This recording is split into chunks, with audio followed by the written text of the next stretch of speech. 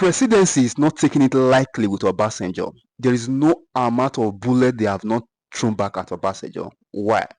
Because Obasanjo came out and ordered President Bola Ahmed Tinubu to sack, as a matter of urgency, the INEC chairman, Professor Mahmoud Yakubu.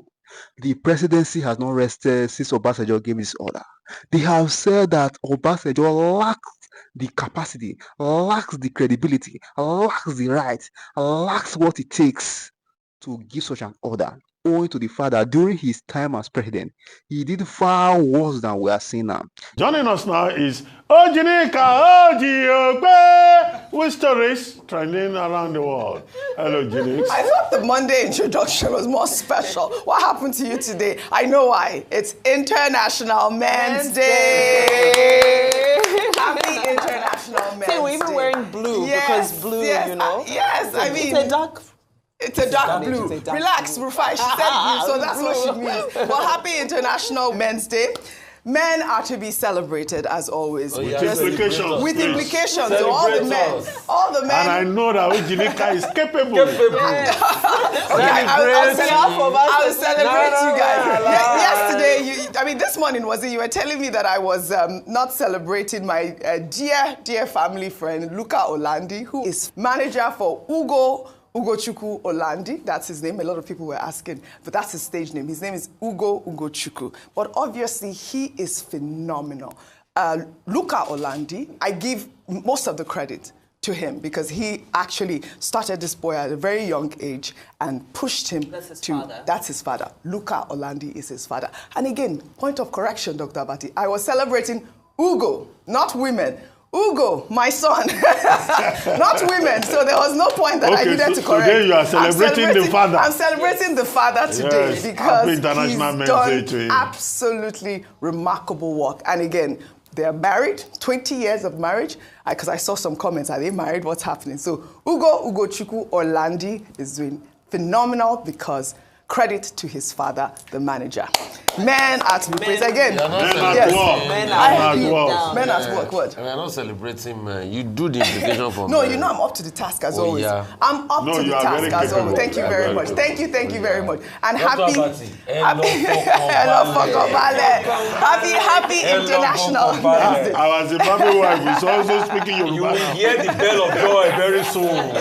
In Jesus' name. Fantastic. Amen. You will hear the bell of joy. And this is the fun part of the show, really. Happy International Men's Day to all our male viewers and all the husbands who have been, a strong backbone to our women as well. Happy International Men's Day to also the brothers that have supported their sisters and fathers who have supported their daughters, as well as vice versa. Happy International Men's Day to all our viewers.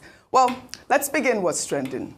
With reactions trailing the announcement made by the special advisor to President Bola Ahmed Tinubu on information and strategy, Bayo Ononuga, who stated in a post on X on Monday that the president has redesignated the position of Sunday Dare from special advisor on public communication and national orientation to the special advisor on media and public communications. Ononuga also stated that Daniel Buala, who was announced last week as a special advisor on media and public communication, will now function as a special advisor on policy communication, adding that the appointments, along with his existing role as special advisor on information and strategy, underscore that there is no single individual spokesperson for the president. Well, all right. But however, Daniel Buala announced himself as presidential spokesman in a tweet on Monday, and I'll read the tweet he wrote on X. I resumed officially as a special advisor, media and public communications spokesperson, State House. I am happy to have joined a meeting of the robust and fantastic communication team of Mr. President. I love the existing unity among the team and hope we can leverage on that even for more synergy.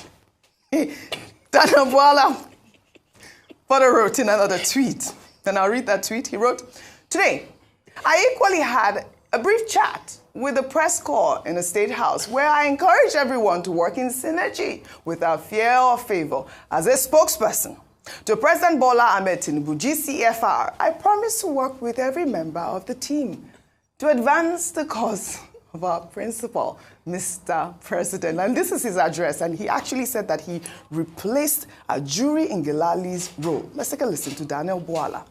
I am not here to define the responsibility of anybody other than myself, because it will amount to gaslighting anybody. I only came to introduce myself to you and the role that is given to me by Mr. President.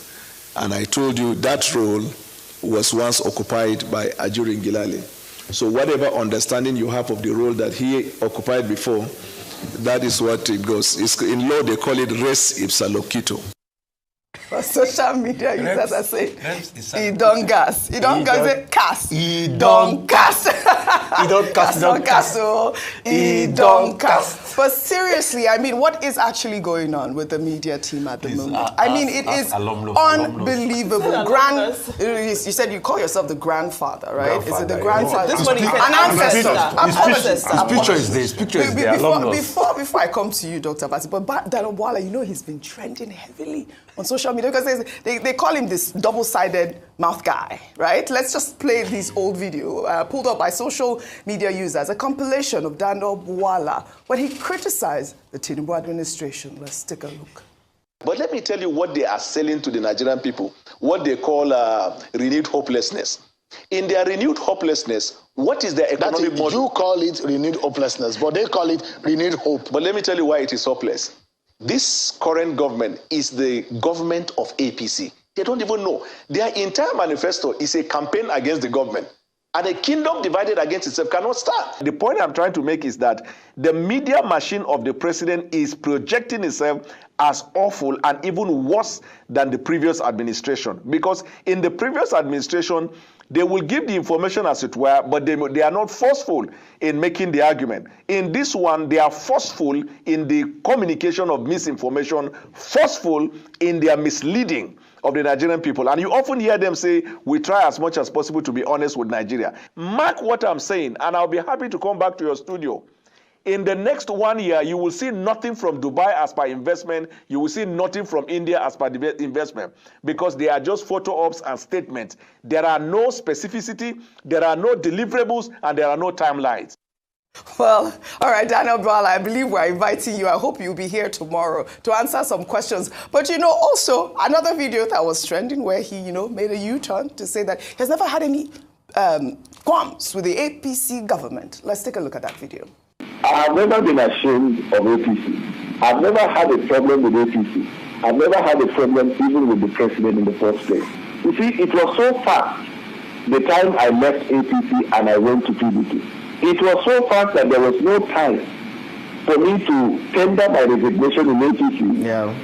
And when I went into PDP, we really went into campaign.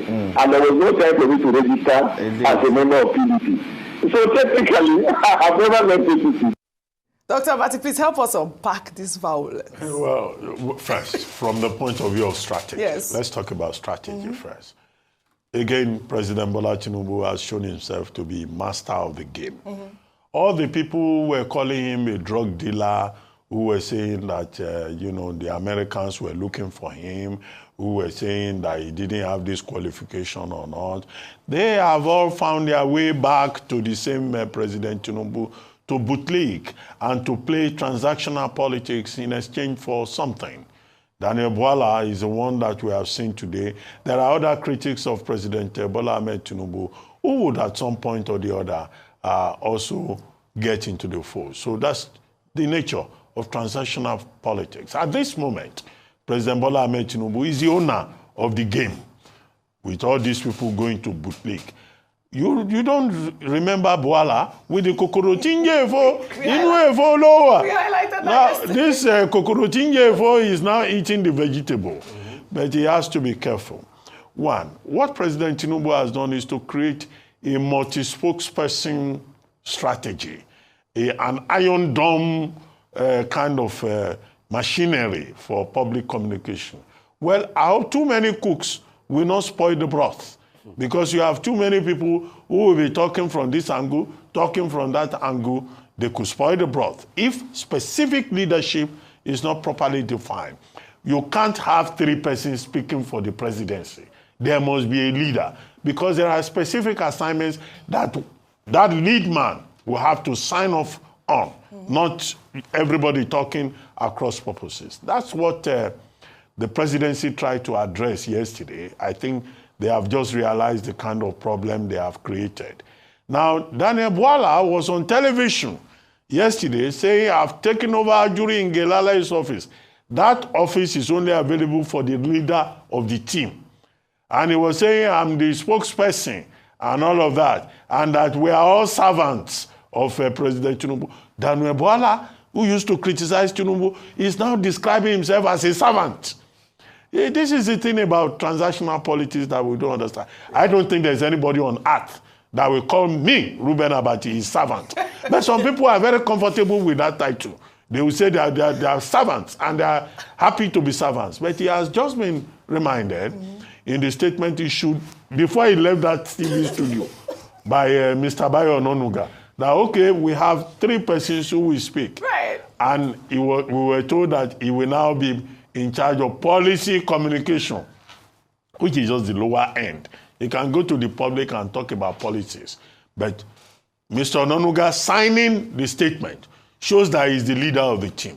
Sunday Dari, whose name was also mentioned, used to be Mr. Ononuga's staff. So, but I think that in days to come, we will get clarity. And President Tinubu himself must avoid confusion because infighting within the communication process can confuse the public. And we don't need too many cooks that can spoil the broth. Daniel Bwala is my good friend. My advice to him is that he says he's been working on a PhD program in the United Kingdom. Let him not get carried away with this kokorochinge. Let him pay more attention to his PhD program because he may just find that he's in the midst of a Yoruba Lokon synthesis. Emi Lokon. You know, Yoruba Lokon. I know what you're saying. Go ahead. Okay. Rufy. I have a quotable quote. Go ahead. To read to you. All of you. Human brain is unique and miraculous. This is from... Okay, wait, now let me finish. Cool down. Farabale. Go ahead. Human brain is unique and miraculous. It works and functions optically 24 hours a day, 365 days a week. Until you join the APC, then it stops working. Quotable quote by, can you tell me who quoted it? I can't even imagine. Daniel Bwala.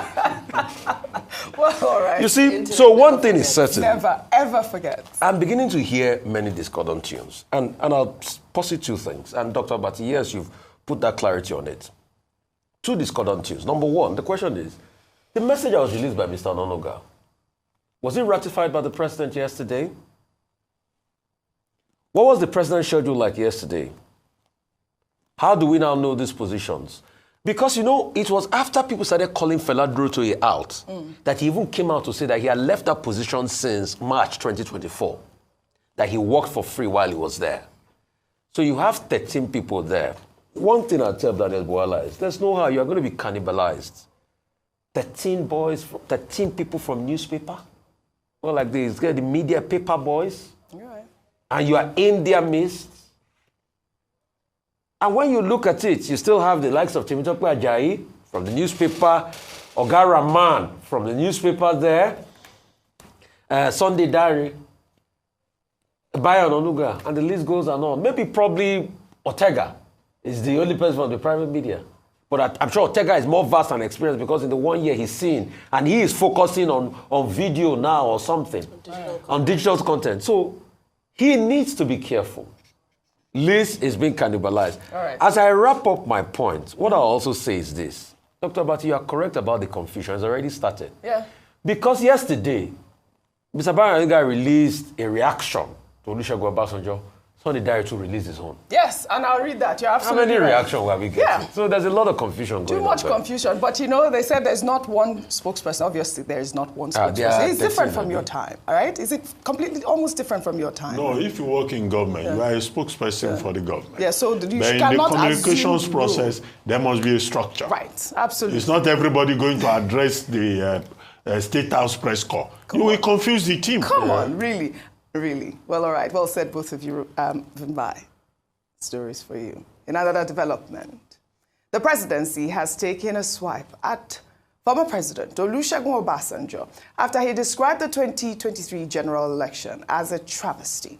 While speaking during a convocation ceremony at Yale University in the United States last week, Obasanjo had said that Nigeria must appoint new, credible leaders for the Independent National Electoral Commission with short tenure to prevent corruption and re-establish trust in the institution. While the special advisor to the president on information and strategy, Bayo Ononuga, said that Obasanjo presided over the most fraudulent election in Nigeria's history. His tweet reads in part, "It is hypocrisy writ large when a man who presided over the worst election in Nigeria demands the sack of the leadership of the Independent National Electoral Commission. The only positive of the Obasanjo era was fiscal and monetary policy management, buoyed by a consistent rise in crude oil prices throughout his 8-year tenure.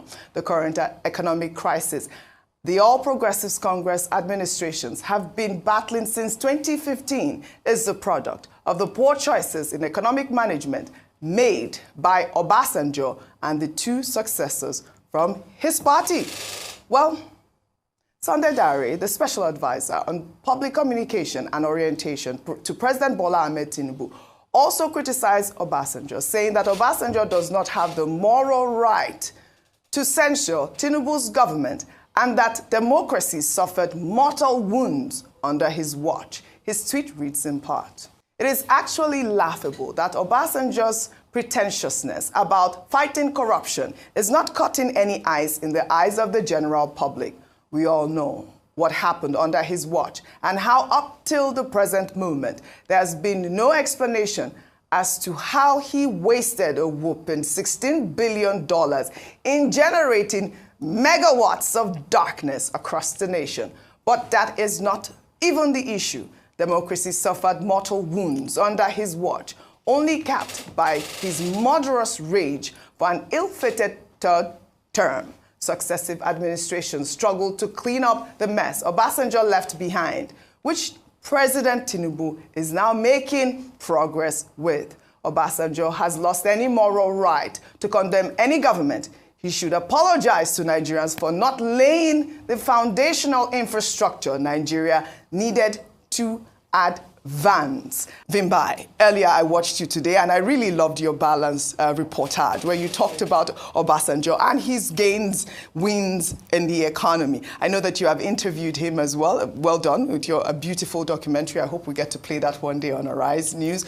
But I mean, some of the comments that have been made here have been adopted by a lot of Nigerians. When you speak to Nigerians, they echo the same rhetoric, the same sentiment. But I do have a graphic of performance of Nigerian presidents from 1999 to 2021 and Nigeria's annual GDP growth rate by these different presidents. And Obasanjo's growth rate was actually quite commendable. 1999, 0.58%, all the way down to, if we can go all the way down to, I believe, 2006, where he goes at 6.6%. Over to you, Vimbai. You know, Oji, this is such a complex issue because I think there's so many sides to it, right? So I'll try to unpack it bit by bit. But I think in the morning we were all in agreement with regards to former President Obasanjo, is that I think his legacy is extremely divisive in that there were several wins, but then there were also several areas that were lacking. Yes.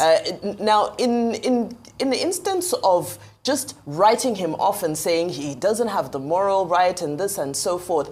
My personal take was that I felt it was a bit of a broad wand because not everything he has done in his career has been bad. Just the same way, there's nobody who is well, some people are all bad, but there's nobody who is entirely bad. Some people do have a bit of good. And concerning former President Obasanjo, I just highlighted what he has done for the rest of Africa with regards to ensuring that he stood by African countries when they were fighting off colonizers to make sure that Southern Africa, Mozambique, Angola, Zimbabwe, even South Africa during apartheid were able to gain liberation, and that support also came with financial implications as well. However, having said that, here at home, he has a complicated legacy. Now, I'm glad you brought up the economics behind the legacy, which, you know, numbers don't lie. Numbers don't lie. 15.3%. And that was from the World Bank, yeah. That was from the World Bank. And the 15.3% GDP, when he achieved that, it was the fastest growth rate in the world in the year that he did that. He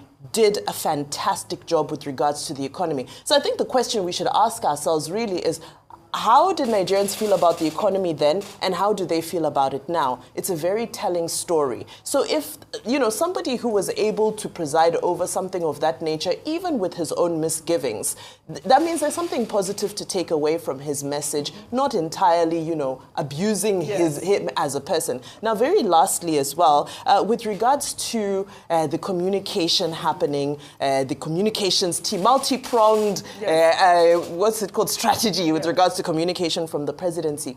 I noticed something when the Prime Minister of India was in town, Narendra Modi. The communication around his visit, he was here for about 48 hours, less than 48 hours. It was seamless. We knew where he was at any given moment. There were pictures, there were edited videos, and then guess what? At some point, Sunday Dare had to go to the Indian government social media to download their content to post.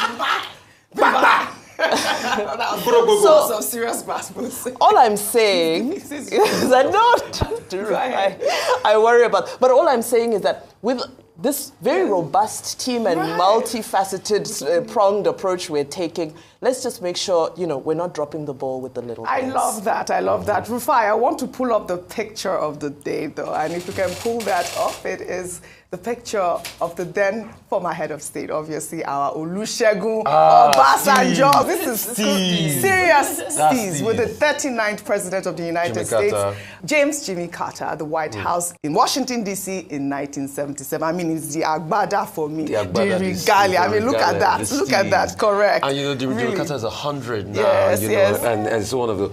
But real quickly, in that report, I quickly want to fact-check Mr. Bayo Onanuga.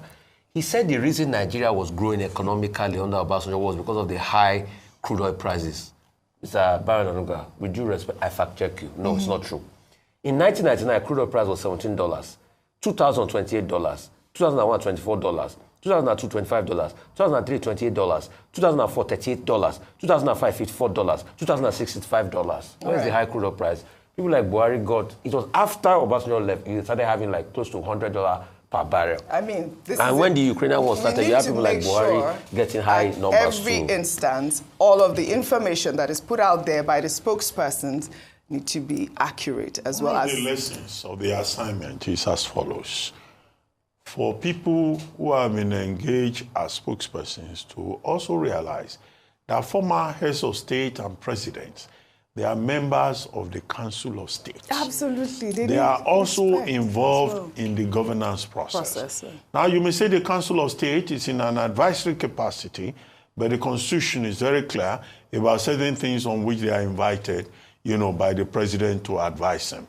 So when you abuse a former head of state, it's a double-edged sword. Because the same man will come for Council of State meeting, and then the president will have to receive them and be nice to them. And I keep making the point that, yes, the principal may ask you, go and abuse him. Who does he think he's talking to? But you must avoid the risk of isolating the sitting president. Because at the end of the day, these former presidents, they are still part of the governance process. Absolutely. The details, I will hold to myself. Absolutely. But it's not as if they are just some imbeciles commenting but that you can just abuse anyhow. Dr. Abati, he was conspicuously absent in the last Council of State meeting. Obasanjo wasn't there. Well, that may be due to a lot of reasons. It may be, but it's just to be careful and to avoid that. Unnecessary volubility. Right. It's not every comment you respond to. Okay. It may be a large team, and then you are doing like an iron dome, carrying every dome. Carrying every... But you didn't say anything about the picture of the day. That for me, was the steez, No, President Obasanjo. That Agbada, that regalia, I was really a man of steez. Very elegant. Oh, come on. You know, I was admired by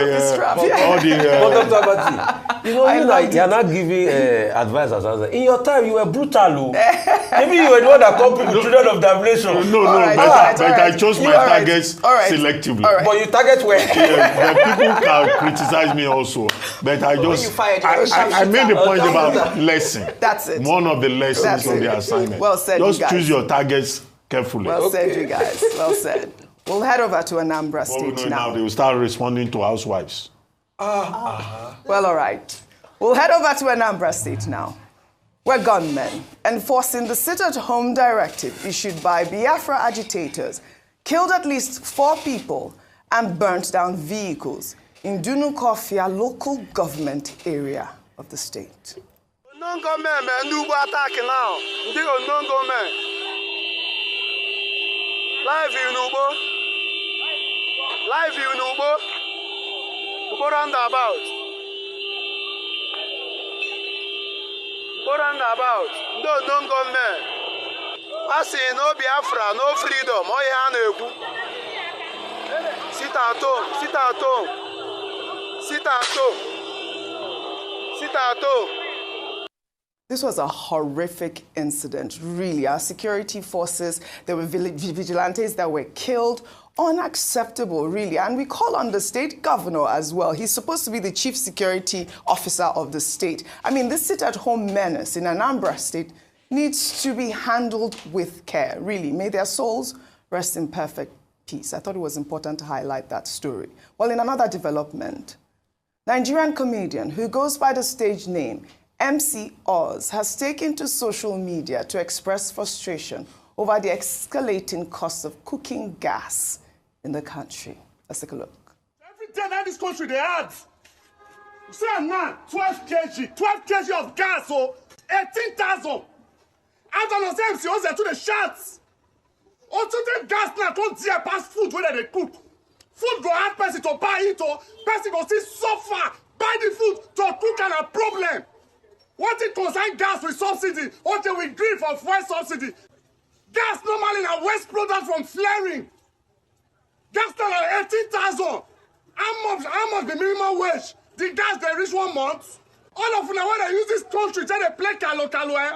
Now go there, they don't die from on top to try to blast all of them. Because it's suffer too much on this country. When good Lord get power, how much the gas? It reaches 8,000 when good Lord get power. They suffer too much for this country. Una won't kill us. Una won't kill us. Una won't kill us. Una won't kill us. He's speaking for every Nigerian going through exactly what he's talking about now, the high cost of gas. He was waiting concern cooking gas with subsidy. Una won't kill us. Bimbai. You know, earlier, Dr. Abati was saying soon they'll be responding to housewives. Soon they will be responding to housewives, because if the price of cooking gas keeps going like this, housewives are going to start writing think pieces as well about the state of the economy. Because the honest truth is, you know, even I get irritable when I get that phone call that cooking gas has finished. I get extremely irritable. But let's look at the statistics. Nigeria has the highest gas reserves in Africa. 10th highest gas reserves in the world, yet we're importing gas. So I know a month ago, the minister responsible banned the export of gas in a hope to try and manage the price, because the price is now at about 1,500 per kilogram. But even that, it's been a month and it hasn't had any impact at all. And yes, he's talking about subsidy, but the real thing is actually the exchange rate. Is that, you know, as long as we're importing cooking gas, and we're doing so with dollars, it's always going to sort of follow wherever the exchange rate is going. It's highly unfortunate, but the crazy thing, right, is that only 20%, less than 20% of households in Nigeria actually use cooking gas. The rest are using firewood. That's a shocking statistic, because it actually goes to show you how many people can no longer afford cooking gas. It's less than 20% of households that are still buying cooking gas. Well Very said. sad. Really, something's got to give. Really. Yes, so. Now let's highlight Grammy Award nominee Davido, who on Monday announced that he will be donating 300 million naira to orphanages across Nigeria in celebration of his 32nd birthday. Davido made the announcement in a post on X, saying that the money will benefit several orphanages and charities focused on preventing drug abuse and addiction among young people. The initiative marks Davido's continued commitment to giving back to society. In 2021, the singer raised 250 million naira after launching a Twitter fundraiser and donated all the funds to orphanages across the country. In July 2023, Davido also donated the sum of 237 million naira to various orphanages. And in February this year, Davido donated 300 million naira to orphanages in a bid to cushion the effects of the economic hardship. The Afrobeat star has been hailed for his philanthropic efforts by the Coalition of Orphanages and Children's Homes in Nigeria. The founder of Telegram, Pavel Durov, has offered to cover the cost of in vitro fertilization treatment for healthy women under the age of 38 who are willing to have a baby using his sperm. The treatment will be carried out at the Ultra Vita IVF clinic in Moscow. Well, according to Forbes, the clinic described the offer as a very generous contribution to society from one of the most famous and successful entrepreneurs of our time. Durov is reported to have had more than 100 biological children in 12 countries via sperm bank donations. His estimated net worth is $15.5 billion. Dr. Vati, over to you. Well, I mean, this is still the same context. Yes. I think it's all within the context of the good news Yes. that you brought about Davido, his philanthropy, his generosity, and the great things that he continues to do on an annual basis. And it's good to see these young people, whether it's Burna Boy or it's DJ Copy, giving back to society. Absolutely. But here, in the example of Durov, he is also giving back to society. Benevolence from the waist down, you know, philanthropy of the lower part of the male Homo sapien anatomy. So in this case, he's donating spermatozoa to... No, it's a serious subject. Why are you laughing? To families that may be, you know, having issues with infertility. Absolutely. Which is a major problem in the world. Yeah. And he has been at it for the past 15 years. A friend and his wife came to him that they were having difficulties. He donated his sperm, and he has fathered over 100 children. That's the question I want to ask. In the last, 100 children. In the last 15 years. Yes. And he says he wants to do more. And all that the women, the families that need free sperm can do is that, you know, they can go to Ultra Vita, which is the agency, the research agency that is involved. But my only fear is Durov may represent an example for other men who may also want to engage in philanthropy below the waist. So, philanthropy below the waist is also good philanthropy. But it will raise questions about paternity, about identity, about DNA, and all of that. And hopefully there will be no complications. During Obasanjo's time, almost the entire state in the country was being led by PDP. There were cases that Obasanjo fly to court and sit down to make sure that court cases favor his partisan candidate in election during his time as president. Now they are firing shot at Obasanjo, letting him know that he lacks the wherewithal, he lacks the credibility to make such a comment, owing to the fact that he is one of the most corrupt presidents in the Federal Republic of Nigeria. Presidency has also noted that Obasanjo owed Nigerians apology for the mess he put place us on. They claim that what we are suffering today was is as a result of some of the lackadaisical decisions that was made by Obasanjo.